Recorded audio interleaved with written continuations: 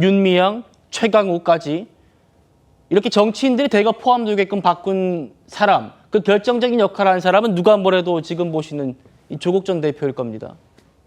야당 목소리 들어보시죠.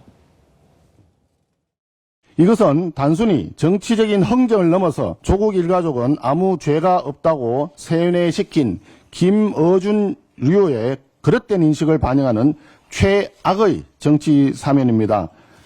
강력히 규탄합니다. 이재명 대통령이 결국 스스로 조국의 늪으로 빠져든 것입니다. 불법 파업 조장법이라는 민주노총이 낸 대선 청구서에 이어 조국 전 대표 특별사면 추진이라는 조국 혁신당의 대선 청구서에 끌려다니는 것입니다. 조국 전 대표의 사면은 광복절 특사가 아닙니다. 빚쟁이들의 청구서를 처리하는 대선 청구사 특사일 뿐입니다. 그런데요, 이재명 대통령도요, 4년 전에 이른바 이 조국 사태가 우리 사회에 얼마나 큰 상처를 남겼는지 스스로 몸을 낮춰 사과하기도 했었습니다. 그 장면도 준비했습니다. 조국 장관에 대해서는 여전히 이제 우리 더불어민주당이 그간의 국민들로부터 외면받고 또 비판받는 문제의 근원 중에 하나인데요. 민주개혁 진영은 사실은 더 청렴해야 되고 작은 하자조차도 더 크게 책임져야 되는 게 맞습니다. 너무 억울하다, 지나치다, 또 왜 우리만 갖고 그러느냐 이런 태도가 아마 우리 국민들께서 더불어민주당을 좀 질책하는 주원이 됐을 것 같습니다. 소위 내로남불이라고 하는 것도 그런 것일 테죠. 공정성에 대한 기대를 훼손하고 또 실망시켜드리고 아프게 한 점은 변명의 여지가 없는 잘못입니다. 제가 할 수 있는 범위 내에서는 아주 낮은 자세로 진지하게 사과드립니다. 성층 부회장님, 예. 말씀하신 대로 아직 좀 형기 절반은 무슨 절반입니까? 30%도 지금 간당하게 넘기고 있는 조국 전 대표를 정부의 지금 첫 특사로 사면 복권하는 것에 대해서 당 내에서도 중도층 여론 안 좋아지겠다 이렇게 비판이 많았다고 해요. 그런데 이재명 대통령이 4년 전에 저렇게 얘기했던 것과 반대로 결정한 이유, 이거 지금 정말 대선 청구서 때문입니까? 야당 주장대로? 아니요, 그렇다고 보지는 않고요. 사실 당내에서도 이 조국 전 장관을 비롯한 지금 논란이 되고 있는 분들의 사면 문제에 대해서 다양한 의견들이 있었습니다. 근데 그 기류가 원래는 초반만 하더라도 첫 번째 이 광복절 때는 경제사법 위주로 해야 된다.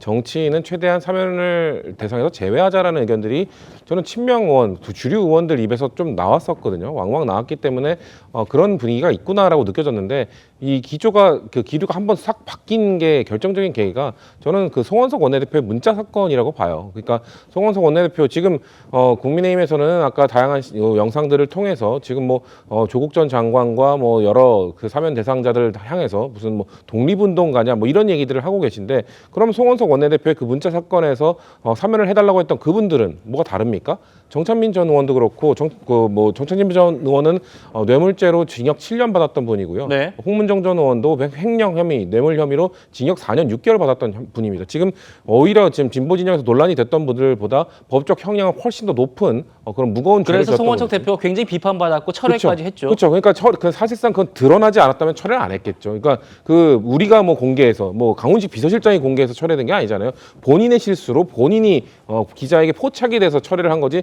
사실상 그러면은 그런 사람들을 저쪽에서는 그런 형량이 높은 사람들도 추천을 하는데 왜 우리는 이 사람들을 사면해주지 못하느냐라는 아마 내부에서의 여론이 목소리에 힘이 실린 겁니다. 저는 그래서 원래 송원석 원내대표 문자 전에는 이번에는 8.15 때는 하지 말자는 의견이 저는 더 많이 들었어요. 네. 그렇기 때문에 이 기류가 확 바뀌는 걸 보면서 저쪽의 패착을 오히려 좀 어떻게 보면 이용하려는 거구나. 여론 자체가 지금 사실 보수 지지층에서도 아니 뭐 민주당과 여당과 그렇게 싸운다고 하면서 뒤에서는 저런 거래를 하고 있었네라는 네. 그런 실망스러운 여론들이 많았기 때문에 그런 것들이 좀 전 흐름을 바꾸지 않았겠는가. 아까 앵커께서 말씀하신 것처럼 대통령이 4년 전에 말씀하신 걸로 봤을 때 대통령도 상당한 부담을 느끼고 있을 겁니다. 네. 이거를 결정하게 될 경우 본인이 4년 전에 했던 발언과도 배치되는 부분도 그렇죠. 있기 때문에 그런 부분들 지금 당내에서 근데 제가 말씀드린 것처럼 기류가 바뀌어서 좀 들끓는 여론이 당내에서 많기 때문에 진보 진영에서 많기 때문에 그런 것들을 종합적으로 어떤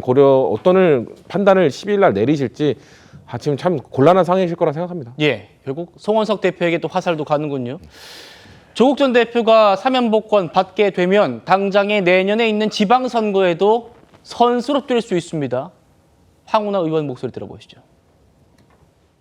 일각에서는 뭐 부산시장 출마설 등 또 뭐 서울시장 출마설 등 이제 지방선거 단체장 출마설도 있고 제 개인적인 생각은 단체장 출마는 부적절하다고 봅니다. 조국 대표는 당 대표로 복귀해야 된다. 중앙 정치를 하셔야 됩니다. 내년에 이제 지방선거와 동시에 국회의원 보궐선거가 있지 않습니까? 예, 그렇죠. 여러 군데 있습니다. 거기에 이제 국회의원 보궐선거에 출마할 수는 있겠죠.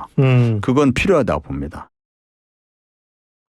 박 대변인, 네. 지금 당장 내년 지방선거 때 서울시장 아니면 부산시장 그리고 지금 조국 혁신당 내부에서는 그거 말고 국회의원 보궐선거 나가가지고 원내로 들어와라 뭐 이런 얘기까지 지금 뭐 다 나오고 있습니다.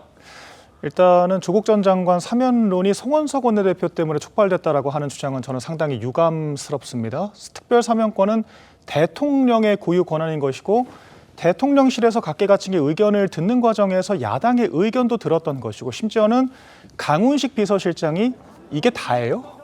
라고 되물어보면서 마치 좀 민주당이 특별사면을 주도하는 입장에서 좀 뭐랄까요, 들러리 세우는 듯한 저는 그런 느낌을 많이 받았거든요. 그런데 이것을 야당 탓을 하면서 조국 전 장관에 대한 사면을 정당화하는 것은 저는 적절치 않다라고 생각을 하고요. 그러니까 지금 친문계들을 중심으로 정계 개편을 준비하는 듯한 그런 목소리도 나오는 것 같습니다. 지방선거를 나갈 것이 아니라 이재명 대통령이 대권을 잡았기 때문에 당권을 중심으로 다시 뭉치자라고 하는 목소리가 있는 것 같고 지방선거를 나가지 않는다라고 하더라도 민주당을 장악하면 다시 친문 세력들이 득세할 수 있을 것이라고 하는 그런 니즈가 있다라고 저는 생각을 하거든요. 그러니까 아마 이재명 대통령도 골치가 많이 아플 거라고 생각을 합니다. 조국 전 장관에 대해서 당내의 목소리들이 있고 심지어는 문재인 전 대통령도 사면이 필요하다라고 촉구를 했습니다마는 막상 최대 정적을 스스로의 손으로 복권해주는 꼴이 될 수도 있기 때문에 이런 것들이 민주당 내 자중질환의 씨앗이 될 수도 있지 않을까 저는 전망을 하고 있습니다. 알겠습니다.